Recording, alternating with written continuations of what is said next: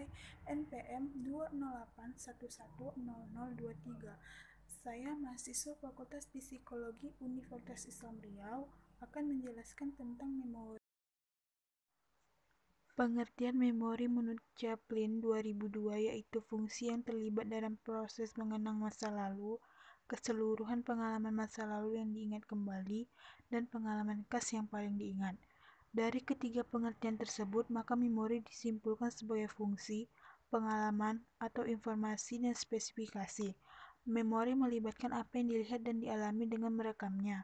Memori menggunakan rekaman itu untuk melakukan aktivitas, namun tidak semua pengalaman bisa disimpan dengan baik, hanya informasi atau pengalaman tertentu yang memiliki kekhasan saja yang mampu tersimpan, sehingga memori memerlukan suatu tempat untuk menyimpan, menerima, dan mengingat kembali informasi khusus. Memori dalam psikologi disebutkan sebagai proses penyimpanan informasi dari apa yang ditangkap oleh panca indera manusia.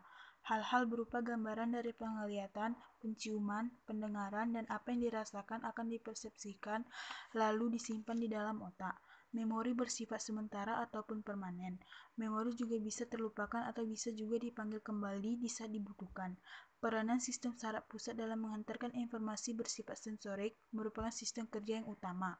Apabila terjadi gangguan dalam penghantaran informasi, maka informasi tidak dapat tersimpan. Pada kondisi lupa, ingatan atau memori yang disimpan mungkin memiliki kekurangan saat proses penyimpanan. Misalnya waktu terpanjang yang kurang, kurangnya frekuensi, kurang khas, atau terlalu lama dan jarang dipanggil kembali. Lupa merupakan hal yang biasa terjadi pada siapapun. Dengan mengerti sistem kerja memori ini, maka cara belajar atau mengingat informasi bisa diperbaiki dengan lebih sering terpapar informasi.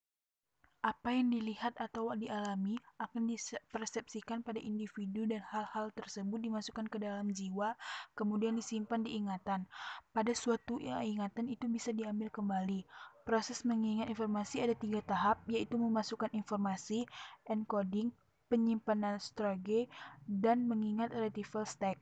Kemampuan ingatan ada 3, yaitu learning, menerima. Jenis-jenis memori. 1. Memori sensoris. Memori sensoris berkaitan juga dengan penyimpanan informasi yang diperoleh dari penerimaan panca indera. Memori sensoris merupakan proses penyimpanan informasi melalui saraf-saraf sensoris dalam jangka waktu yang sangat pendek. 2. Memori jangka pendek. Memori jangka pendek merupakan proses penyimpanan memori secara sementara yang artinya memori tidak bisa disimpan lama. 3. Memori jangka panjang. Memori jangka panjang merupakan proses penyimpanan yang bisa diingat cukup lama dan relatif bersifat permanen. Proses terbentuknya memori. Proses pembuatan memori diawali dengan paparan objek atau lingkungan pada panca indera manusia. Memori diciptakan oleh susunan saraf pusat secara biologis yang melibatkan banyak kerja saraf dan komponen tubuh lainnya. Proses terbentuknya memori diawali dengan penerimaan informasi melalui panca indera, kemudian diterima oleh saraf sensori di panca indera dan dikirim ke otak.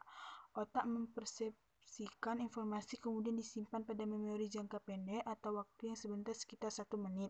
Memori jangka pendek dikirim ke generator atau pembangkit tanggapan yang kemudian disalurkan kembali ke bagian tubuh lainnya untuk memberikan